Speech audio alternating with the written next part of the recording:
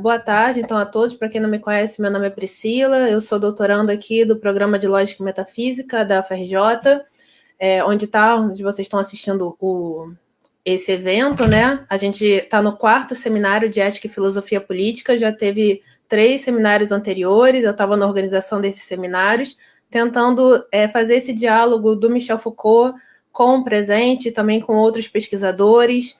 A minha fala vai focar muito na questão de, como o Alex falou, né, a gente parte do Foucault para pensar problemas que são problemas contemporâneos, usando o Foucault um pouco como uma ferramenta para fazer pensar, refletir. É isso que eu tenho pensado a partir, né, principalmente agora que eu já estou terminando a minha tese de doutorado, que fala sobre o Foucault e os antigos, na relação do Foucault com os filósofos antigos, principalmente com Sócrates. E agora eu tenho pensado muito pensar o Foucault para pensar um pouco os nossos problemas, né? Fazer esse trabalho de reflexão e de crítica para você olhar para a nossa sociedade nessa perspectiva desse diagnóstico dos problemas e de como nos tornamos o que tornamos, né? Porque somos o que somos, e esse diagnóstico também desse mundo contemporâneo, dessa racionalidade neoliberal e de como isso está penetrando o campo da educação. Eu vou focar na educação superior, que é o campo que eu trabalho mais, eu trabalho em universidade privada, então eu vou focar um pouco sobre essa educação da universidade privada, do ensino superior, e focando um pouco, né, que a gente fala bastante de universidade pública, talvez a maior parte das pessoas que estejam aqui ouvindo esse evento sejam provenientes de universidade pública. Eu também fiz a minha formação, graduação, mestrado, doutorado em instituições públicas de ensino médio também. Então, a gente está muito acostumado, talvez, a falar muito sobre a universidade pública, mas eu vou trazer os dados aqui de pesquisa para vocês verem que a maior parte do ensino superior, quando a gente está falando de ensino superior no Brasil, a gente está falando de um ensino superior majoritariamente privado, e principalmente com a explosão dos cursos EADs, agora no período da quarentena, então, aí que se expandiu muito mais, principalmente a porcentagem dos cursos que podem ser dados no EAD. Então, a gente está falando hoje em dia de ensino superior, a gente está falando de ensino superior, majoritariamente um ensino superior privado, e eu vou falar um pouco sobre o que eu chamei de economia de plataforma, né? Como é que essas universidades privadas, elas trabalham em métodos, né, de plataforma de ensino. Eu tenho debatido muito sobre isso, trazendo outros pesquisadores também, pessoal da área de educação, de sociologia da educação, principalmente no meu canal do YouTube, né, do @parresiando, tem o Instagram e tem o YouTube também. Tenho tentado conversar com pessoas que estudam educação, estudam Foucault, e não só educação, né, mas todos os campos de modo geral. Tem um Linktree aqui na descrição do evento para quem quiser conversar, entrar no grupo de Telegram, né, que a gente tinha um grupo no WhatsApp, só que lotou. Então, eu abri um grupo no Telegram justamente para conhecer pessoas e para debater pesquisas, que é o que eu tenho feito lá no meu canal do Parresiando, que tem entrevista com o Alex e tem com o Lucas também, apresentando o trabalho. O grupo começou com um grupo de pesquisa e a gente começou a conhecer mais gente e fomos fazendo lives. Então, eu tenho desenvolvido esse trabalho que tem me feito aprender muito. Então, esse evento hoje, né, sobre educação, foi muito o meu contato também com esses outros pesquisadores que eu dialoguei no meu canal, que está lá no YouTube, tem as entrevistas, né, com esses pesquisadores, pessoal da educação, pessoal da sociologia, pessoal de economia.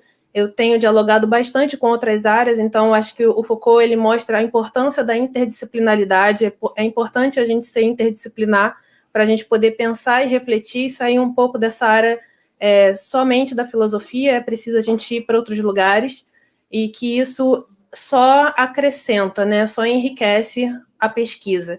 Então, o trabalho que eu vou compartilhar hoje com vocês, ele é um produto de reflexão, não só da área da filosofia, mas de outras áreas, como da economia, da sociologia.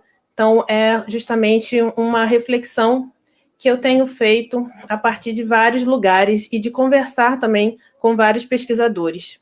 Então, fica o convite aí também para vocês que pesquisam e querem apresentar seus trabalhos, se identificam com as pesquisas aqui e querem também conversar, entrem aqui no grupo do Telegram, está aqui na descrição, no Linktree. Entrem, participem, conversem, siga lá no Instagram, e vamos conversar, e a gente conversando e conhecendo gente é que a gente pode refletir mais ainda. Eu vou compartilhar a minha tela com vocês, então, apresentando a fala de hoje. Eu chamei de As Tecnologias de Poder na Educação com o Crescimento da Economia de Plataforma. Então, assim, partindo dessa perspectiva Foucaultiana, que seria justamente pensar essas tecnologias de poder, o que seria essa ideia, né? Então, estudar as práticas como tecnologias ou técnicas ou tecnologias consiste em situá-las em um campo que se define pela relação entre meios, táticas e fins e estratégias. Foucault utilizou essa terminologia, essa conceituação, em primeiro lugar, para estabelecer uma metodologia de análise de poder, a disciplina e o biopoder, depois estendeu essa perspectiva ao estudo da ética. Então, abordar o estudo do poder em termos de estratégias e táticas, e não em termos jurídicos, implica em analisar o poder como uma tecnologia. Então, essas são as ideias de tecnologias de poder, você pensar em estratégias, em táticas, e como isso se dá num contexto maior, que é o contexto político, econômico, e, enfim, como isso se funciona, né, numa ideia de dispositivo.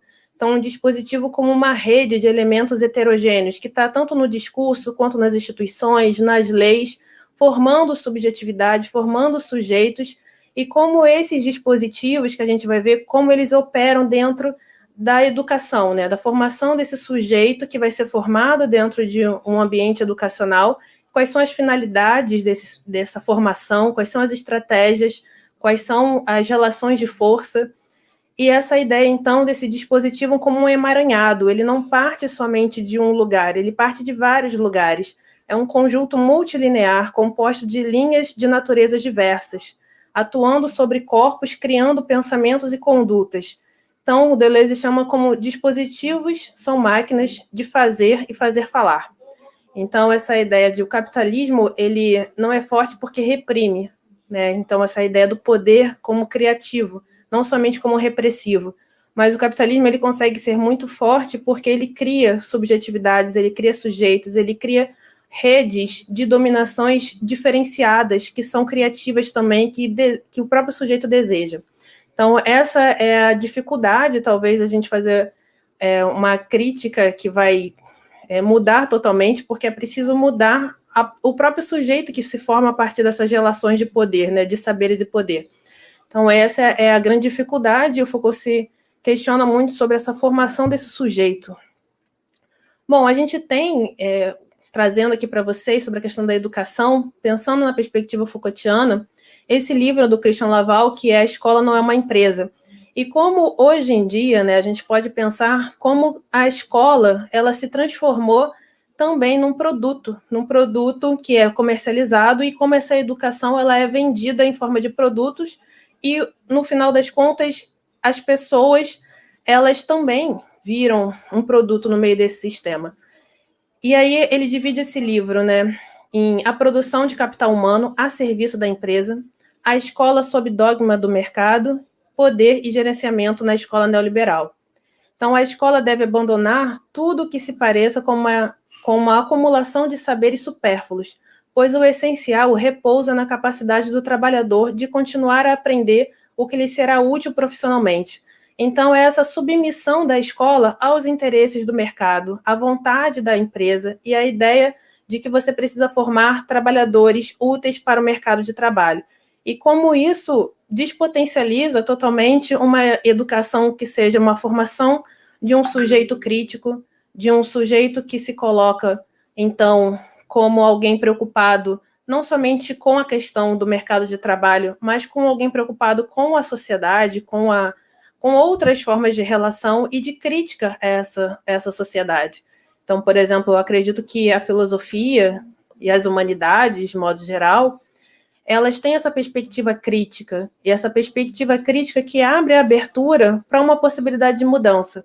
Então, a gente pensar nesse sujeito que se forma nessa escola, que quer tirar essa perspectiva crítica da escola, vendo isso como supérfluo, é você justamente despotencializar o poder da escola enquanto criador e formador de um sujeito crítico a todos esses valores que nos impõem no sentido da produtividade, da meritocracia, Então, questionar todos esses valores que são impostos por uma racionalidade neoliberal é fundar justamente esse pensamento crítico, esse sujeito crítico, que é justamente quando a escola vira uma empresa, ela não funciona mais dessa maneira.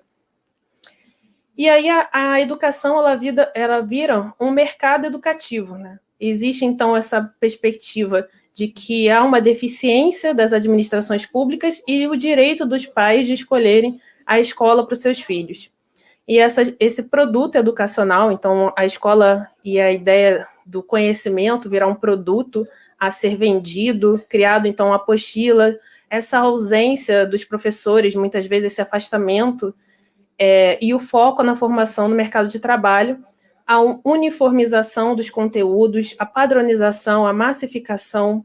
Então, tudo isso vem para perder esse valor formador que poderia a escola assumir nessa formação de subjetividades críticas, de subjetividades que pensem para além de todo um modo de pensamento, né, um modus operandi que já se funda nesse princípio de uma escola que visa o mercado, que visa os interesses do trabalhador, né, da formação do trabalhador. E aí, se a gente pegar os dados, né, por isso que eu falei que a minha fala, ela passa por vários lugares e ela faz uma relação de uma tentativa de olhar para o Brasil e olhar para os nossos problemas, pensando um pouco essa ideia do diagnóstico. E esse diagnóstico seria, no caso, pensar, bom, como é que, então, funciona o próprio gasto do Brasil, gasto não, mas o investimento, né, do Brasil em educação. E pegando a média da OCDE, que é a Organização para a Cooperação e Desenvolvimento Econômico, a gente tem, então, o ensino fundamental, o Brasil gastando em dólar, né, 3.799, enquanto que a média da OCDE seria 8.733. Então, assim, vocês verem que em vários momentos o Brasil, seja no ensino médio ou no ensino superior, o Brasil ele está tendo um investimento muito abaixo da média da OCDE, né? Então, a ideia é que, no mínimo, se alcance a média da OCDE, ou seja, isso já é uma média, não é que seja o valor mais alto. Então, você tem uma média da OCDE em que o Brasil está abaixo, tanto no ensino fundamental, quanto no ensino médio, quanto no ensino superior. E não é abaixo pouco, né? É abaixo bastante, principalmente no ensino médio e no ensino fundamental. No ensino superior também, né? Também 11.666 contra 16.143. Então, a gente tem um investimento por aluno muito baixo. A média da OCDE para os alunos no ensino superior é de 44% dos jovens entre 25 a 34 anos, ou seja, a média da OCDE seria 44% da população, né, entre 25 a 34 anos no ensino superior, cursando uma faculdade, coisa que no Brasil a gente só tem 21% dos brasileiros no ensino superior. Então, você tem uma possibilidade de expansão de 23%. E isso é uma coisa interessante porque os próprios, né, vamos dizer, empresários da educação, eles olham para esse mercado consumidor, que seria um mercado consumidor de educação.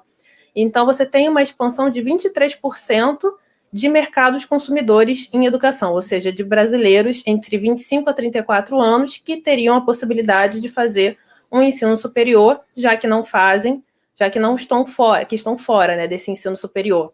Então, existe uma vontade de expandir esse ensino superior. E aí a gente pensa, bom, de que forma, então, está sendo expandido esse ensino superior? E aí você vê as estatísticas de novo, né? 75% dos estudantes estão em universidades privadas.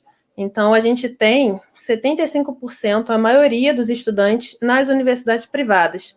E a maioria encontra-se na modalidade EAD. E as instituições privadas também respondem pela maioria dos cursos, 17 mil do total de 24 mil.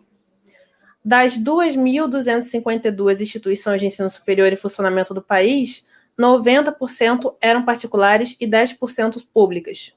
Então, assim, de todas as instituições que a gente tem funcionando no país, só 10% são públicas, incluindo federais, municipais e estaduais. Ou seja, se a gente está falando de ensino superior no Brasil, a gente está falando de um Brasil que investe pouco por aluno em educação, seja ela ensino médio, fundamental ou ensino superior, e quando está expandindo esse ensino superior, ele está expandindo na modalidade EAD e está expandindo para a universidade privada, não está expandindo a universidade pública. E aí a gente vê a quantidade, né, de instituições que a gente tem, e 10% só, 10% das universidades públicas, ou seja, de todas as universidades que a gente tem, somente 10% corresponde às universidades públicas, é muito pouco. E em 2018, a gente tem essa explosão da modalidade EAD. Então, a explosão do EAD, que tinha apenas 60 mil graduandos em 2004, passou a ter 2 milhões de matrículas no ano passado. Então, 24% dos alunos. Além disso, em 2018, houve pela primeira vez mais ofertas de vagas à distância, 7,1 milhões, do que presenciais. Então, a gente tem uma explosão de ensino EAD. E aí a gente vai se perguntar, bom, que tipo, então, de expansão a gente está tendo? A gente está tendo uma expansão, que é uma expansão da universidade privada, e aí quando a gente olha num contexto macro do governo, a gente tem justamente as representantes, né? A Associação Nacional das Universidades Privadas é justamente a vice-presidente, né? É a Elizabeth Guedes, que é irmã do Paulo Guedes, né? O ministro da Economia no Brasil. Então, assim, a gente vê essa relação entre público e privado, essa relação de interesses, e vendo justamente o estudante entre 21 a 35 anos como alguém que vai consumir um produto, que é justamente a educação virando um produto, e como essas relações, elas não se passam por uma expansão de um ensino universitário público e de qualidade, mas se passa justamente por interesses que são interesses comerciais, interesses empresariais, e que a gente vê essa relação entre representantes, né, da universidade, da Associação Nacional das Universidades Privadas, com a própria relação com o governo federal, né? Como é que isso se dá, dessas relações, desses interesses dos empresários e esse governo que governa levando muito mais em conta o interesse do empresariado do que o próprio interesse da população. Que talvez se eu perguntasse para a maioria da população se elas gostariam de ter uma universidade pública ou uma universidade privada, acredito que a maioria da população iria dizer que quer a expansão da universidade pública, gratuita e de qualidade, quando, na verdade, o que a gente vê enquanto forma de atuação do governo é a expansão das universidades privadas, e na modalidade EAD. E aí, esse EAD também que explode, ele não é o EAD que são para cursos que têm uma alta rentabilidade. Então, isso é uma coisa que eu conversei bastante com várias pessoas lá no meu canal, né, no YouTube do Parresiando, que é justamente como é que esse EAD, ele não é, primeiro, de qualidade, ele não expande para cursos como, por exemplo, esses cursos imperiais, que são os cursos de melhor remuneração, né? Então, são considerados cursos imperiais ou curso de engenharia, de direito e de medicina, porque estatisticamente são os cursos melhor remunerados, ou seja, quem se forma nesses cursos tem muito mais chances, estatisticamente falando, de ter uma remuneração de mais ascensão social melhor, né? Então, se fala muito sobre educação e ascensão social, quando, na verdade, a gente tem uma expansão universitária para cursos que não representam cursos de grande ascensão social. Então, cursos de pedagogia, administração, contabilidade, serviço social, são cursos que as pessoas, estatisticamente falando, você está formado nesses cursos ou não está, estatisticamente falando, em relação à possibilidade de ascensão social, estatisticamente falando, é quase zero. Então, é muito problemático isso, né? Até a gente mesmo, né, das áreas de licenciatura, também são áreas que expandiram muito, e essa expansão também não representa uma relação de ascensão social e muitas vezes nem inserção de mercado de trabalho. Então, para quem é da área de educação, a gente sabe muito bem a dificuldade que é arranjar emprego. Muitas vezes as pessoas acham que talvez o problema maior do professor seja trabalhar, mas na verdade eu vejo com grandes amigos assim formados que a maior dificuldade é arranjar emprego. Então, a gente está tendo uma dificuldade muito grande, né, de arranjar emprego na área de educação ultimamente, justamente porque o que expande nesse ensino superior é justamente o EAD, e o EAD, ele não contrata muito, né? A gente vai ver isso também com a economia de plataforma.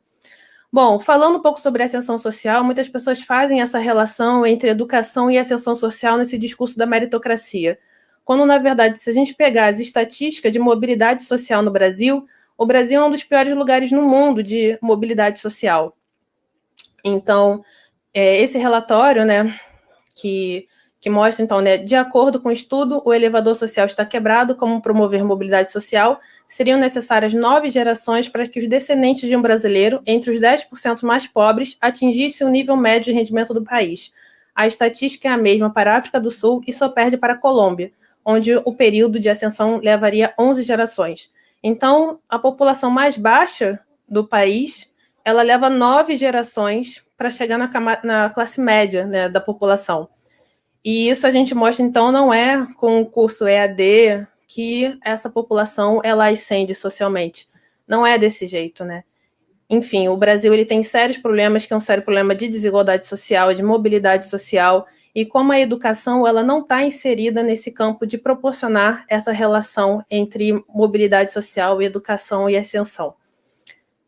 E aí você tem justamente a maioria dos alunos no ensino à distância, nas universidades privadas, e como essas universidades privadas têm milhões de alunos, você, assim, que é professor, que não é nem considerado professor numa universidade privada, é considerado tutor EAD, e você, então, dá aula numa turma, muitas vezes com 1.000 alunos, com videoaulas gravadas, a preços, né? Então, assim, a educação EAD ela já é mais barata do que a educação presencial, o que resulta também uma uberização do próprio trabalho do professor, porque esse professor também ganha menos do que outros, e não tem nem a categoria de professor, ele é considerado tutor, e você tem um processo chamado de ensalamento, que ensalamento é justamente você botar vários alunos dentro da sala de aula, que seria uma sala de aula virtual, e aí justamente você possibilita ganhar cada vez mais. Então, a universidade ganha no número de alunos, o professor que vira tutor, a universidade também ganha justamente pagando menos a esse professor, porque teoricamente o ensino é EAD, e ao mesmo tempo esse professor ele tem 1.000 alunos para corrigir prova, 1.000 alunos para dar feedback, e acaba que a qualidade desse ensino ela vai para o ralo. E justamente o que essas universidades estão vendendo, né? Elas vendem muito mais o diploma do que, de fato, uma formação de sujeitos que são críticos, muito menos, né? Então, há uma relação pensando essa relação com o mercado de trabalho, mas, ao mesmo tempo, esses cursos não são os cursos que geram empregabilidade. Então, o que a gente vê é muito mais um ganho, que seria um ganho justamente empresarial, porque você simplesmente você lucra com aquele aluno, você lucra, e quem lucra é a universidade privada, não é o professor, que o professor está numa relação de trabalho precarizada, não é o aluno que tem que pagar por um ensino ruim, mas é justamente a própria empresa, que gera um discurso de que ele vai, então, terminar a faculdade e ser empregado, quando, na verdade, essa expansão do EAD e esses cursos que são conseguidos, né, expor no EAD, eles são justamente os cursos de menor rentabilidade no mercado de trabalho. Então, essa pessoa, quando termina o curso, ela vai ser um uberizado, né, dessa relação trabalhista. E aí a gente tem essa expansão, né, das empresas mais valiosas do mundo, como essas empresas que operam dentro da plataforma digital. Né, você tem Uber, você tem a Airbnb, você tem Alibaba, você tem várias empresas que têm um valor alto no mercado, e elas são justamente empresas que operam por plataforma. E a educação, ela entra também nesse ramo das plataformas, porque como ela tem muitos alunos na modalidade EAD, justamente ela precisa de uma plataforma de educação. Em como você tem, então, a possibilidade de juntar vários alunos numa plataforma, você contratar professores que são considerados tutores, e justamente esses tutores ganham pouco, trabalham numa qualidade de ensino suspeitável, né? Porque você colocar 1.000 alunos numa turma e achar que o tutor vai dar feedback para todo mundo, vai corrigir 1.000 provas, beira ao surreal. E aí você tem várias redes, você gera um monopólio da educação, porque essas redes de educação, elas são grupos privados que atuam em vários lugares do mundo, do Brasil e do mundo, E você tem, por exemplo, a rede Laureate de educação, um dos maiores grupos privados de educação do mundo. De acordo com seu site de internet, o grupo possui 875 mil alunos em 25 instituições espalhadas por 10 países. No Brasil, são 11 instituições em 7 estados, somando mais de 260 mil alunos. Em São Paulo, além da AMB, Morumbi, pertence à rede Centro Universitário FMU, enfim, vários lugares. Então, além da Laureate, operam no Brasil grupos como Cogna, a antiga Croton, dona das marcas como Anhanguera, Unopar, uma das instituições que mais investem em EAD no país, e a Estácio, que tem 500 mil alunos e 90 unidades em todos os estados. O mais triste disso aqui tudo é ver que a Estácio ainda é menos pior comparada a outras universidades, né? Então, a gente tem, por exemplo, a Laureate, que usa robôs no lugar de professores, e esses robôs, eles são vistos como inteligência artificiais, porque eles são robôs programados para dar feedback em provas. Então, eles encontram palavras-chave nas provas dos alunos discursivos e eles dão feedbacks programados para determinadas palavras-chave encontradas. Então, a gente tem isso porque são 1.000 e poucos alunos por disciplina. Você tem que fazer atividades múltipla escolhas, que as múltiplas escolhas são as mais presentes na modalidade EAD, são questões múltiplas escolhas, provas múltiplas escolhas, e as questões discursivas, que os alunos achavam que eram os professores que corrigiam, muitas delas estavam sendo usadas robôs na correção.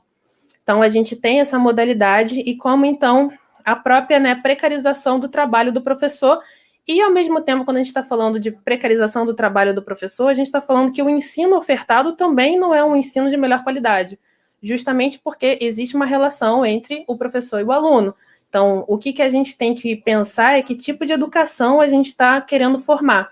Uma educação que é de qualidade, que visa essa relação professor e aluno, que tenha formação crítica, ou uma educação que é massificada, uma educação em estilo de apostilas, uma educação que não gera reflexão crítica, que afasta professor e aluno, que não existe essa relação de professor e aluno. Algumas universidades nem aulas gravadas têm, é somente a apostila.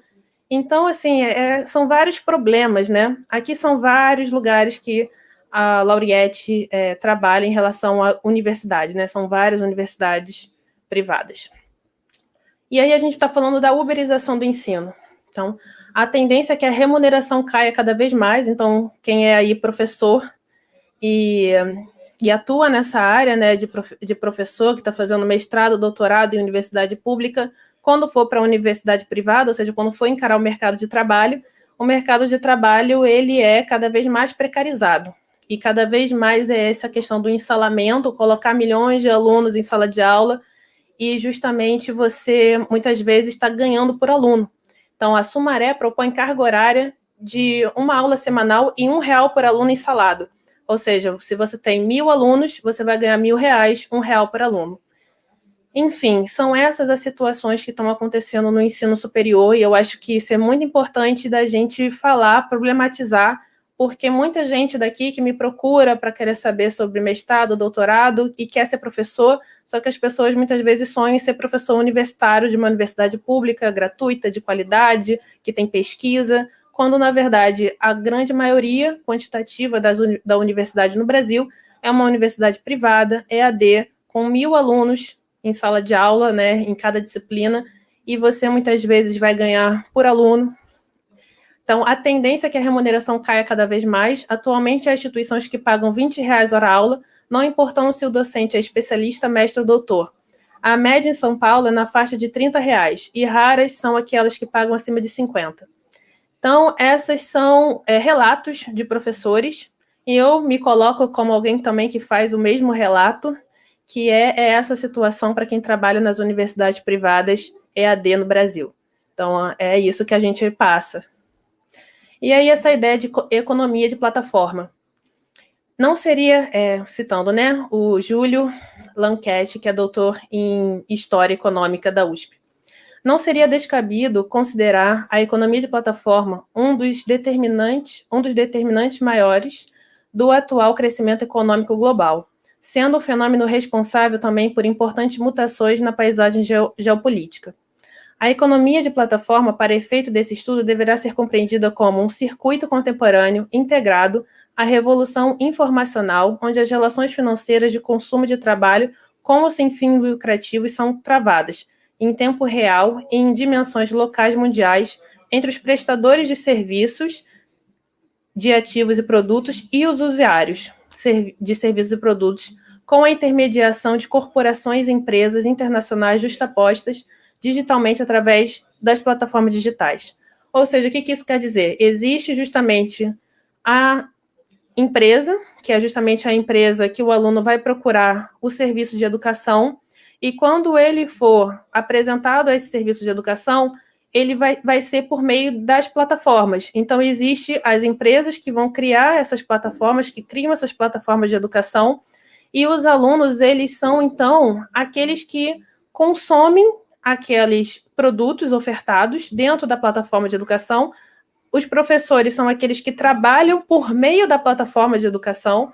Então, quando você está pagando a sua faculdade, né, a mensalidade da sua faculdade, você está pagando também para que a faculdade compre esse servidor, que é o serviço da plataforma, onde tudo funciona por meio da plataforma. Então, se você vai fazer a sua faculdade EAD, 100% EAD, ou então mesmo a sua faculdade presencial, que agora está 40% EAD, você está comprando um produto que você tem a plataforma como meio para usar, né?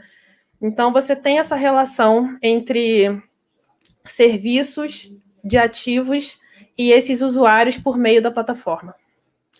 Então, quais são as consequências da economia de plataforma, né? Então, o advento da economia de plataforma acarrega, portanto, mudanças não apenas no universo dos trabalhos manuais, mas também nas ocupações administrativas e de demanda de mão de obra qualificada. Então, é essa questão que a gente está vendo, né? Não é somente trabalhos manuais, mas também trabalhos qualificados que estão sendo afetados pela economia de plataforma.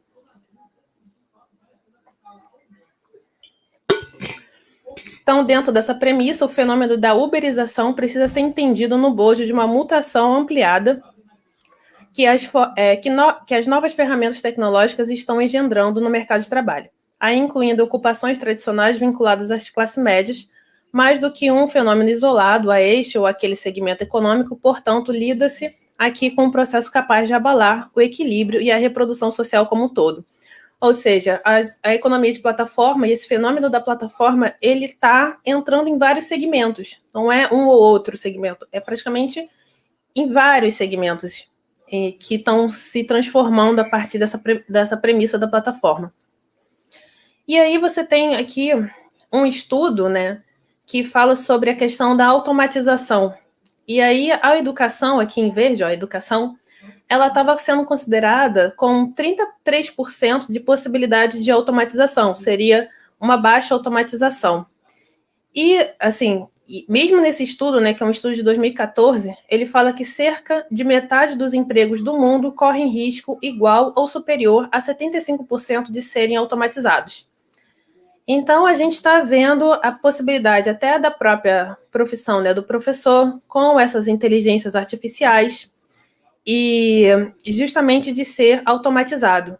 Então, a gente está sofrendo esse risco de automatização, e que aqui, nessa perspectiva, assim, desse estudo de 2014, era baixo para a educação. Só que agora, né, em 2019, a gente teve uma portaria dizendo que autorizava as instituições de ensino superior a ampliar para 40% a carga horária da educação, né, a EAD. Ou seja, você vai numa faculdade privada contratar um curso presencial, mas esse curso presencial antigamente era 20% EAD. Hoje em dia é 40% EAD. Então, assim, essa porcentagem de automatização da própria relação professor e aluno, da própria relação de mercado de trabalho, de você ser empregado no ensino presencial, ela foi para 40%, né? Então, 40% para as instituições de ensino superior, que são empresas, é maravilhoso para eles, porque você paga pouco professor, você tem poucos custos, você não tem que ofertar o curso presencial, e, enfim. Então, em 2018, os cursos EAD com alta correlação com o modelo híbrido registraram um crescimento de 71,9%, representando 16% do total de 1,3 milhões de novas matrículas. Então, o ensino híbrido, que permite, então, modalidade presencial e EAD. Bom, por fim, então, está terminando meu tempo. Quais são as lutas, né? As lutas em relação ao campo da educação que eu selecionei aqui seria pensarmos que tipo de sujeito, subjetividade, racionalidade neoliberal a gente está pensando no nosso mundo contemporâneo. Porque se a gente aceita uma educação superior, privada, que a relação, né, do aluno com o ensino, com o professor, ele se estabelece por meio de uma plataforma digital em que há totalmente uma relação distante dessa relação professor e aluno com o período, né, do ensalamento, porque minha crítica não é com EAD, quero deixar claro isso, assim, minha crítica não é com EAD, mas um EAD de 1.000 alunos em sala de aula é diferente de um EAD que tem 20 alunos em sala de aula, que tem 30 alunos em sala de aula, que tem uma relação direta professor e aluno. Minha crítica é com o EAD que coloca a plataforma, coloca 1.000 alunos numa disciplina, que coloca o professor para corrigir 1.000 provas, às vezes semanais, e que estabelece essa relação distante entre professor e aluno, entre crítica, entre justamente o aluno só ler a apostila, como se o aluno ficasse limitado à apostila, não pudesse ler nada para além da apostila. Então, o professor não pode indicar nenhuma leitura que seja externa à apostila, e o aluno pode sair, por exemplo, de uma universidade privada, totalmente EAD, sem ter lido um livro, porque o aluno só é obrigado a ler a apostila. Então, minha crítica à educação superior privada, EAD, é justamente por ela não ser uma instituição que privilegie justamente que tipo de educação a gente quer, né? Que tipo de educação nós queremos, educação superior de qualidade. E aí, o que é qualidade na educação superior? E aí a gente precisa pensar que tipo de sujeitos a gente quer formar, que tipo de educação a gente quer ter. E essa ideia, por exemplo, do cuidado de si em Foucault, né? Então, o cuidado de si é uma atitude crítica, é uma atitude reflexiva. E isso é interessante e importante para a gente pensar como a gente sai da situação que a gente se encontra, né? É preciso que a gente critique, é preciso que a gente diga não para algumas coisas, que a gente não quer dessa maneira, que a gente não quer ser governado desta forma. E eu acho que isso vem com o quê? Com a criação de leis, de barreiras de mercado. É preciso que a educação e os profissionais de educação se unam para dizer o que eles querem e o que eles não querem. É preciso repensar a educação superior. É preciso fazer com que esses profissionais de educação sejam vistos como profissionais e que tenham algum tipo de assessoria, e assessoria com as leis. Infelizmente, né, o nosso saber, ele não é poder. Enquanto que os saberes, por exemplo, do direito e a possibilidade do juiz, enfim, de pessoas que vão legislar, essas pessoas, elas podem mudar as leis, né? E a gente precisa, na educação, de barreiras de mercado. A gente precisa porque, por exemplo,